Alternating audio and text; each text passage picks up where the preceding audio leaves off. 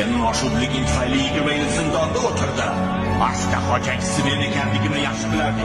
Men aybim yo'q. Ayb yo'q degan miyamni bo'lmag'ur narsalar bilan zaharlagan kim? Bekordan tongdan shomgacha mashq qildimmi? Kim meni taqdirimni butkul o'zgartirib yubordi? Bu menga nisbatan nomardlik edi. Ammo men bir narsani tushunib yetdim. Bu dunyoda hech kimga ishonmaslik kerak. Hatto sen ixlos qo'ygan qahramon. Senga qilgan muomalamdan juda afsusdaman. Ishon. Ko'rdingmi? Meni hurmat qila boshlading. Chunki men endi xavfliman. Bu dunyo shunday tuzilgan o'zi. Odamlar, hatto butun boshli davlatlar ham hurmat qilishlari uchun hatto pullarni ham ayashmaydi. Bir muddat shaharliklar joniga aro kirib kelding. Ularga yoqib qolding.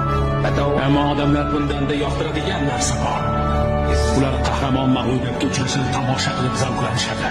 O'lding ketding. Odamlar ko'z o'ngida hammasi tugaydi. Ular seni yomon ko'rib qolishadi. Senga shu kerakmi?